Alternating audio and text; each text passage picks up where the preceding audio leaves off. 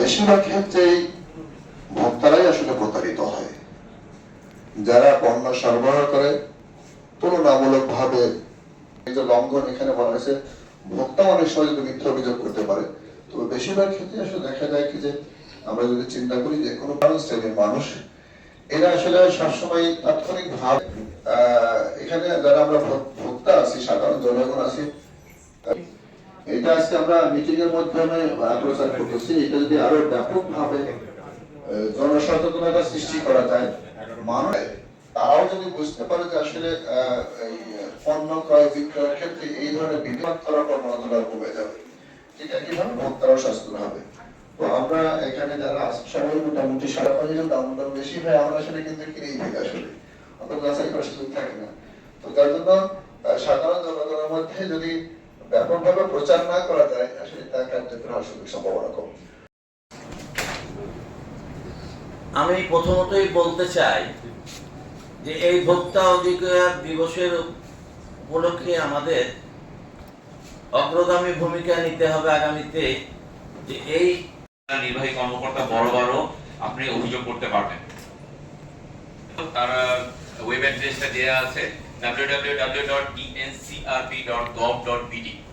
এটা হচ্ছে আমাদের আমার প্রেজেন্টেশন স্লাইড ছিল। আমি সংক্ষিপ্ত আকারে কিছু বলার জন্য প্রথমে আমাদের চাঁপাইনবাবগঞ্জ জেলার কৃষি সম্প্রসারণ অধিদপ্তরের আমাদের উপপরিচালক মহোদয়ের দৃষ্টি আকর্ষণ করি। স্যার, আপনি যদি কিছু বলেন প্লিজ। স্যার,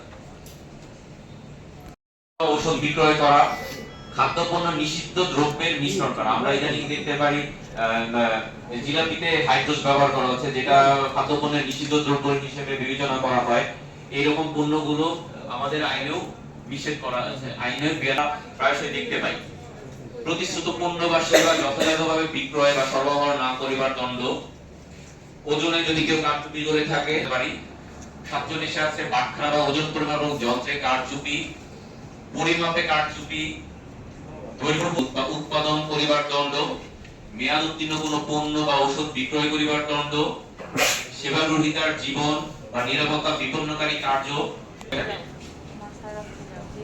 এখানে আরেকটি ধারা উল্লেখযোগ্য যে কোনো ভোক্তা যদি মিথ্যা বা হয়রানিমূলক মামলা করা হয়, সেই ক্ষেত্রেও ব্যবসায়ী বা সেবা প্রদানকারী তার বিরুদ্ধে ব্যবস্থা গ্রহণ করতে পারবে আমাদের আইনের ধারা 54 অনুসারে। এখন অভিযোগ কিভাবে দায়ের করা যায়, সেই ক্ষেত্রে আমাদের হটলাইন নাম্বার আছে 16। সরকারি ওয়েব পোর্টালে গিয়ে সিসিএমএস আলোচনা সভা সম্মানিত সভাপতি, অন্যান্য উপস্থিতি, আসসালামু আলাইকুম। আমাদের সমাজে কিছু এক শ্রেণী আমাদের যে পণ্যের যে লেনদেন গুলো হয়, সেটা একজন দেয় আর একজন নেয়। এখানে ভোক্তা অধিকারে যেটা বলা হয়েছে, যেগুলো সাধারণত